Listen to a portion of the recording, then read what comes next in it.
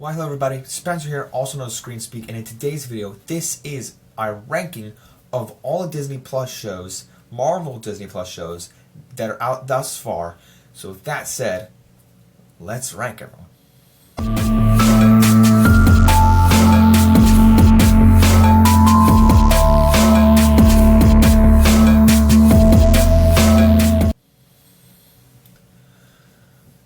Alright.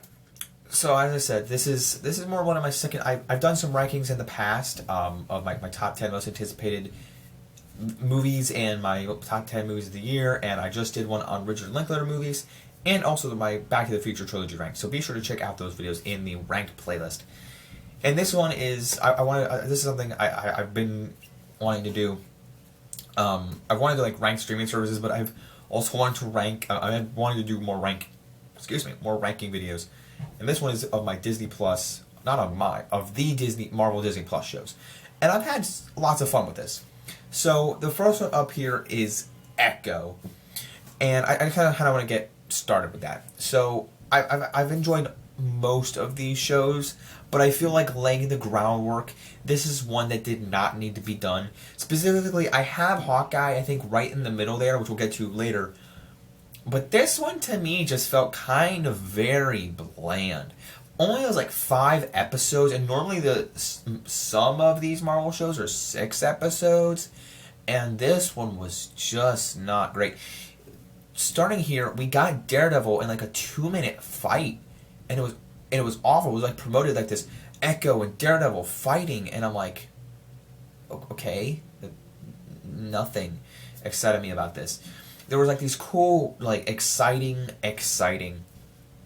fight moments, on a train or other things, but it felt dark and it didn't feel well lit, and I don't know, the sign language was cool, Kingpin felt underused, just a lot of things that didn't excite me, especially, I'm excited for Daredevil next year, but it just didn't feel like a good show for a character that I didn't care about in Hawkeye, so that just leaves this at last place for me. Next up, we have the animated show known as What If. Now, I was debating putting this in the running, but it is one of the Marvel Disney Plus shows, and there's is there another animated show? There's another animated show coming out, there's X-Men 97. I don't have that on this list because it's far removed from the MCU. This has more MCU characters, but the reason I have it this low is because of the fact it's not because it's animated. I think the animation quality is pretty good. I liked Season 2 more than Season 1. I'm excited to see Season 3 this December, but I don't really gravitate toward, and it's not because it's animated. I'm looking forward to this new Spider-Man animated show because I'm a big Spider-Man fan, so that gets me excited. But this, to me, just felt after watching it, I want to see more within the world of the MCU. And this just, it felt like we were, X-Men 97 was really good, but that's why it's not on this list, because it feels, it's companioning to the original X-Men show, not to the MCU, so that's why it's not on this list to me. If you guys want to include it in your list, by all means. But this, to me, it's more canon to the MCU, but also it's animated, and it's not really, so that's why it's lower on the list. But I did enjoy it for what it was, but it'd be higher. I'm sure lots of people enjoy it, but for me, it just ends up here. Alright, guys, up next we got Secret Invasion. I think you guys already know what I've said about this series, and what I will say, and what lots of other people think. So, it's low on the list, and it's not the worst. You probably would have thought the Secret Invasion would have been the lowest. The reason I put it here is because I had some fun with the series itself, but I couldn't put it last. I had some fun with the first 5 episodes until the finale. It kind of drew on. It kind of got worse as it went along, but the finale was very stupid. But it was stupidly funny. I would rather rewatch the ending of Secret Invasion than any of Echo, because the entire series of Echo is not necessary to be released at all.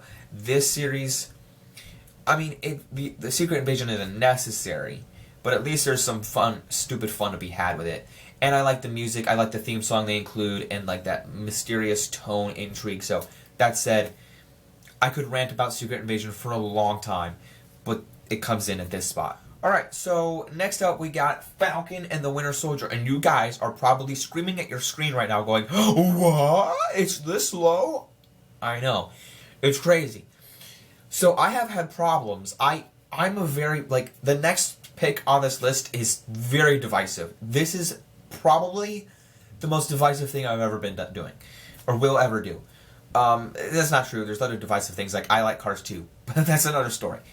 So, with this said, I've had frustration. I have very mixed feelings, very passionate, hardcore take on what they're doing with Falcon, Captain America, nonetheless speaking, and what they're doing with the movie with the whole Hulk, Red Hulk thing. It bothers me. I don't understand why they just didn't keep this series to the Captain America thing, why they're making a Cap 4, what they're doing. It's nonsense. But in this series specifically, I like the John Walker U.S. agent character. I'm excited to see him again in Thunderbolts. That's not a bad thing. But they just end the series, and they had a villain problem with the Flag Smashers.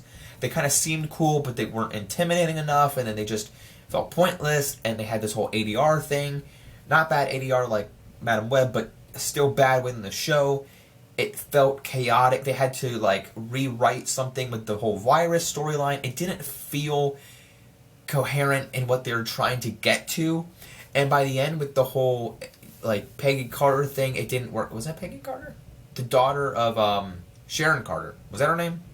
Whatever it was. The power broker. Whoever that was. One of the Carters. I was like, huh? What are we doing? So there was some fun stuff to be had, but I think going along to the Captain America 4, to me, I wasn't at the end of Falcon Winter Soldier going, we need a Captain America 4. That's not where I was sitting. So this series to me just kind of felt like it felt better than Echo. It was way more fun than Echo was. Way more fun. And the theme song from Falcon Winter Soldier is pretty dang awesome. So, I don't know. It's a fine enough series, but not one worth going, we need a movie from that. Let's go. That's just me, guys. Tell me what your honest thoughts are in the comments below. Alright, next up is She-Hulk. And I know what you're thinking. Is he insane? He thinks She-Hulk is better than Falcon Winter Soldier? I actually do.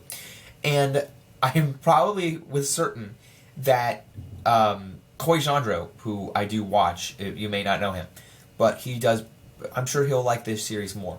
I don't know, I'll have to go check, but he's a big Marvel fan, and I like this show. Sue me, She-Hulk. She's a great, I like the actress playing her. I think that the comedic nature worked for the show like the comics does, and the breaking the fourth wall was great.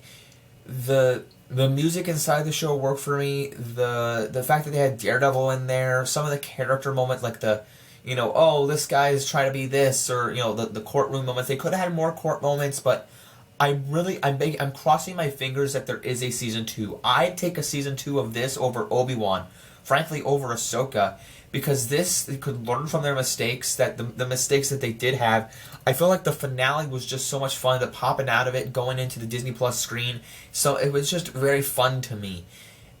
And I don't know, I rewatched the finale of it. Like, it's just such a fun, ridiculous thing. Like I was talking about the fun, ridiculous thing with Secret Invasion. This felt like the perfect ridiculousness for what She-Hulk needed to be.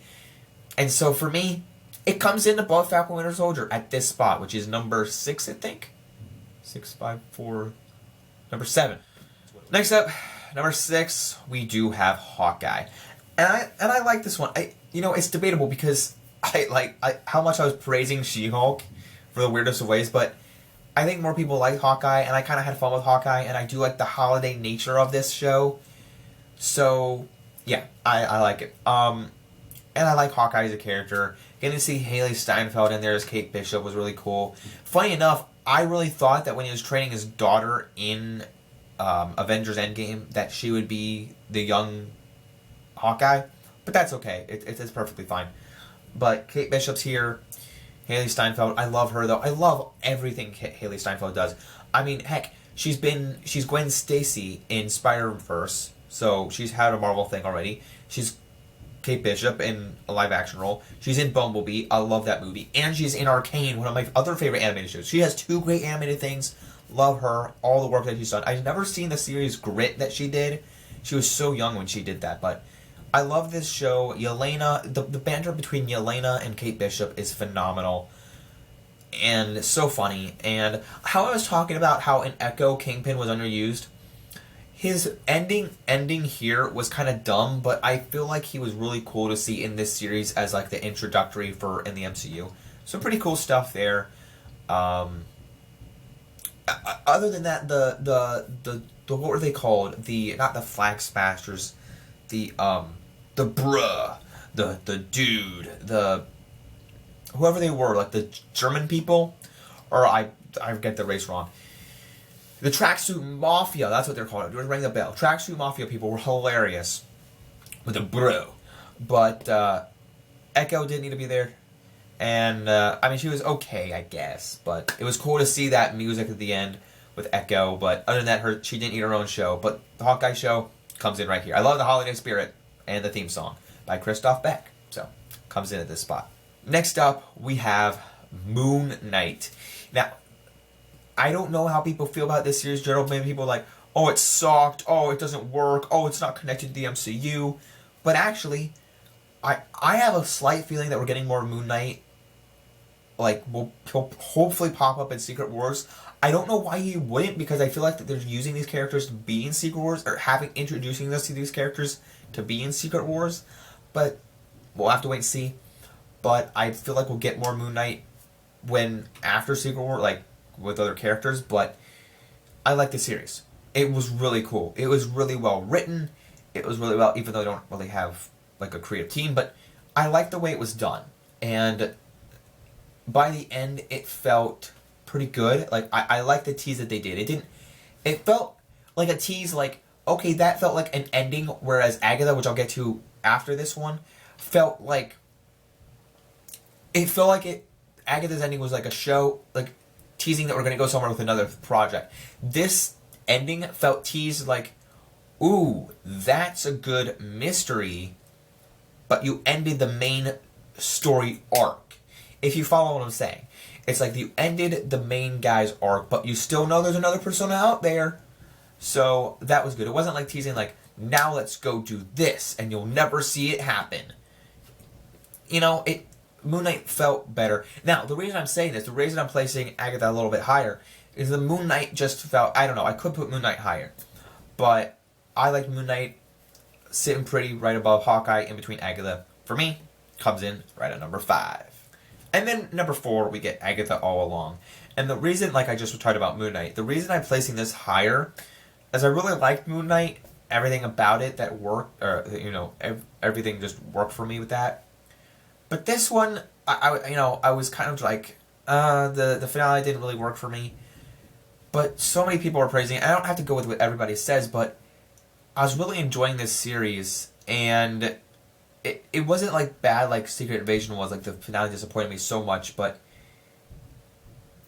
I just liked a lot of the things that, you know, the creative team behind WandaVision did that really got me, you know, into watching it every week, and the songs that were similar, that were written, and like the story beats, like of different genres that they did, like with WandaVision.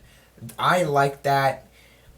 Maybe after sitting on this, maybe I do like Moon Knight more, but I don't know, something about it, just watching in the holiday, you know, the Halloween vibe really got me in there. So I like Agatha at number 4, but it's a really big tie. Like, it's not that far off. There's not a gigantic gap at all between Moon Knight and Agatha. So it depends on the day for me if I flip flop them. But as of right now, making this video, Agatha's sitting at number 4. But I have a whole review out for Agatha right now, and I have a review for all of these shows.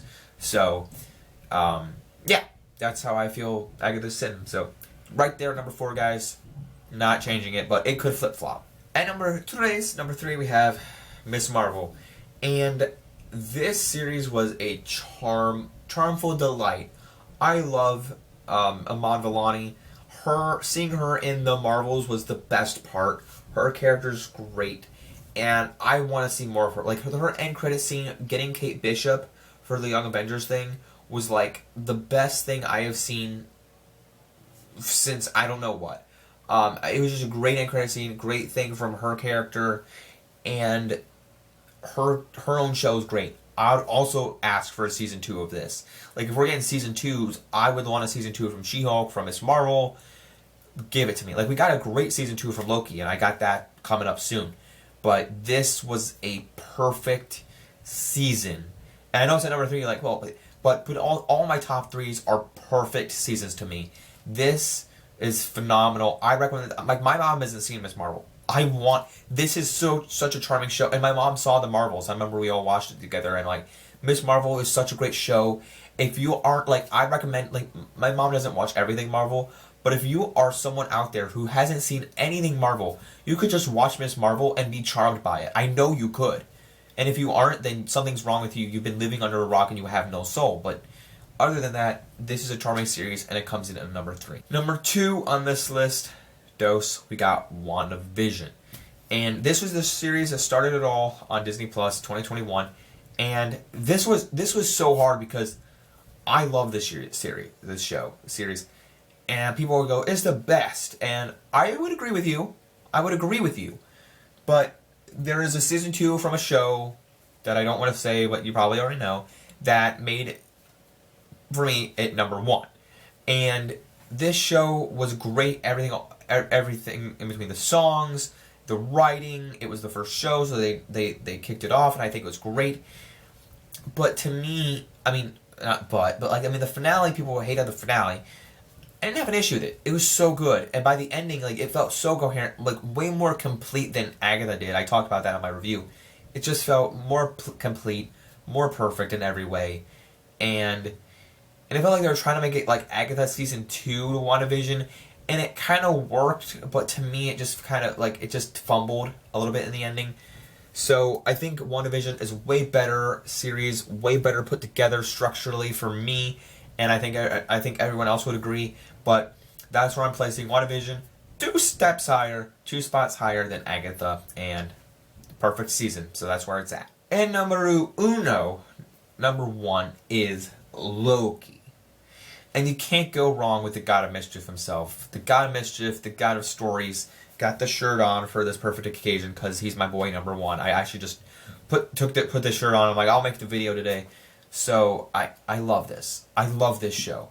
Season 1 was so good with the Natalie Holt music. It bothered me so much when I heard Natalie Holt was coming back for Loki or Obi-Wan, and that show music was terrible. Sorry, but this show's music was incredible. Season 2 was even better. I don't want to say even better. Just both of them together worked seamlessly, and it almost gave me tears when season 2 ended. It, like, the Loki character was done. Maybe he'll come back in Secret Wars, but how long he's been playing this character was so good. It's a great character, great acting, great show. We didn't know we needed it. But the TVA mysteriousness is awesome, and Loki got more time to shine after Endgame, and this was incredibly worth it. Loki does come in at number 1. And that's my ranking of all the Disney Plus Marvel shows, not including special presentations like like Werewolf by Night, which is really good, or the Guardians Holiday Special. Both of those are really good. I didn't include... I didn't include those. I didn't include X-Men 87. I didn't include What If, but, there's certain things, like, I would include What If. I wouldn't include next year. I wouldn't include Eyes Wakanda or the animated Spider-Man. But, that's my list. And I hope you guys enjoy it. If you did, don't forget to hit that like button. Also, I do plan on doing more ranking videos like this about directors, movies, and so forth, things like that. Very excited for what's coming up on the channel. Big stuff this month. So, yeah. Penguin Show is finishing. We got Arcane. We got Cobra Kai Part 2. Big things. So, Doom Prophecy. So, stay on the lookout for what's coming up. Don't forget to leave a like, subscribe, follow me, and follow me at Boba Fett Jedi Master. Instagram links down below. Don't forget to leave a like, subscribe, and follow me. Don't forget to keep calm, watch the screen. Peace out, everyone. Bye.